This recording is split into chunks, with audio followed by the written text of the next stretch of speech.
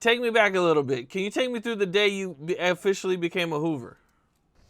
Well, that was a crazy day. It was a normal day. Like, it was a normal day. I'm hanging out. I'm on a gang street. One of the worst streets to be on. These streets is like, some of the people from that area don't even go on. I was over there and I wasn't from the set yet, but everybody know. Like, everybody know who I am. Everybody know that I'm claiming it. They didn't heard me claiming it in juvenile hall. I'm in the camp banging it and all that.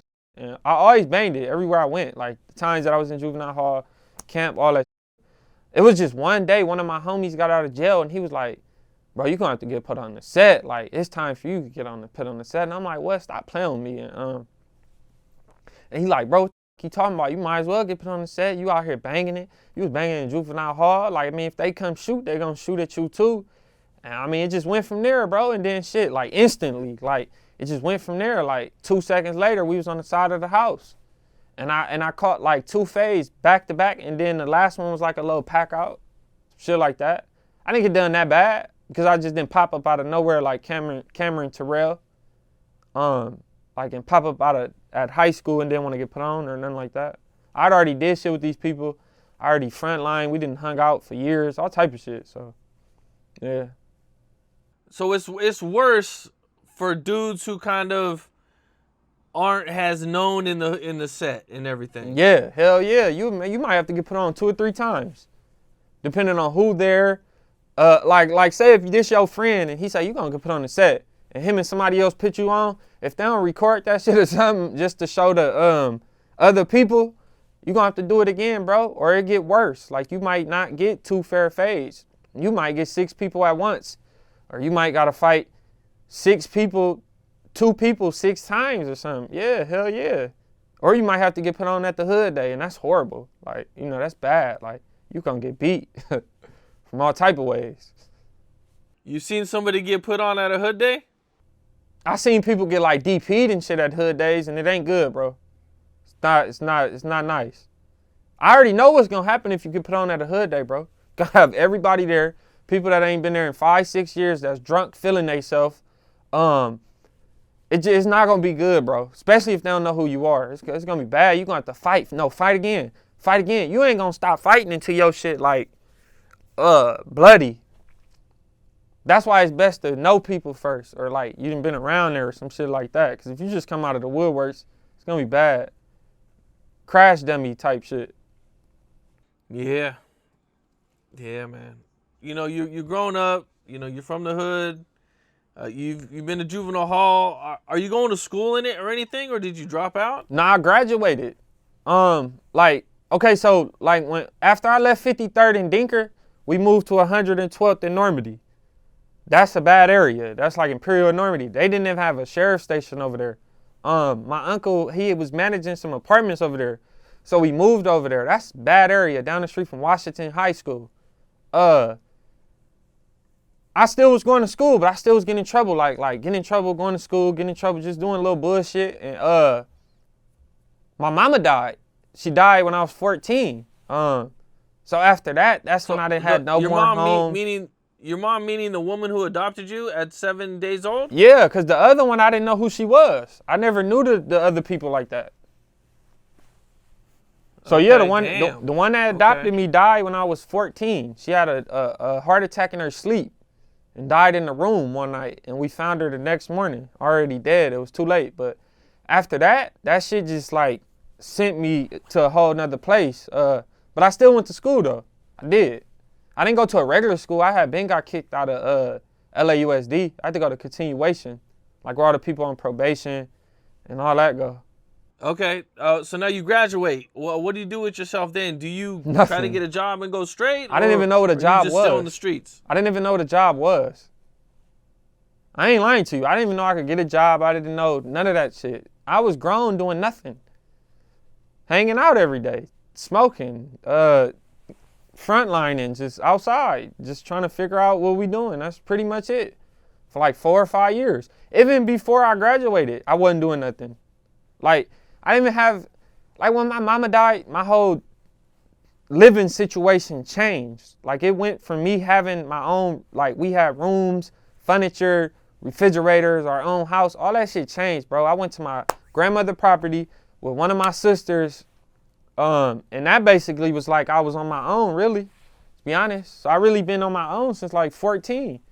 But I like, my mama died. I'm like, shit, I gotta finish school. So I tried to finish school. I tried to not really go to prison for 10 to 15 years. And I ended up finishing. I graduated. Then after that, it was just outside all day, all day. Then I start getting money and yeah, it was just outside every day, bro. Like literally, like with nothing to do, like nothing, just outside. Like for years, I was eating nothing but shit at the liquor store in Tams, shit like that. It was just bad. Homeless, all type of shit.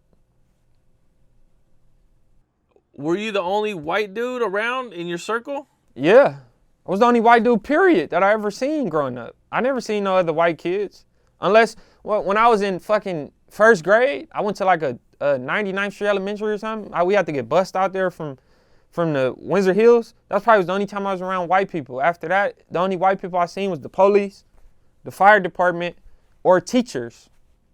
No, it was just blacks or Mexicans. That was really it. Now, did like your ops or your enemies, you think, try to push up harder on you because you was like the only white dude from Hoover? Well, yeah. I mean, cause they probably, yeah, of course. But I mean, everybody was trying to.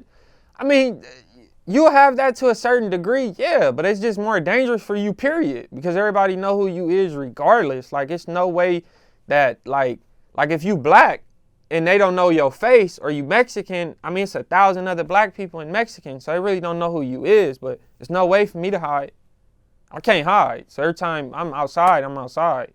But I never really had that so much. I always had friends. I always was like popular, low key. Like I always was, like I don't know, bro. Like, nah, not really. I mean, but I mean, like once the street shit started, yeah. Like, I mean, of course, you know, because they think you a bitch or something, or they probably think you fake, or I don't know. But you have certain of your homies doing that to try to just test you. So yeah, I mean, shit like that happens. But nah, it wasn't really nothing that bad though. Are you the only white Hoover that you've ever met? Or not, I don't want to say that you ever met, but that you know about? I mean, I had my homies tell me that it's people that's older than me, maybe. That's somebody that got put on and went straight to prison or something, been in prison for a long time. But I don't know him. I mean, he's older, I guess, if that's the case. And then as far as like in California, white Hoovers? Nah, I mean, it's Mexicans. It's a lot of Mexicans.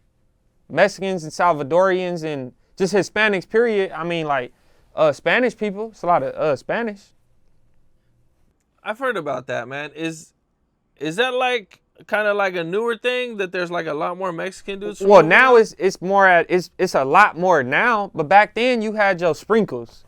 Like it was always Mexicans from the set. Like reputables.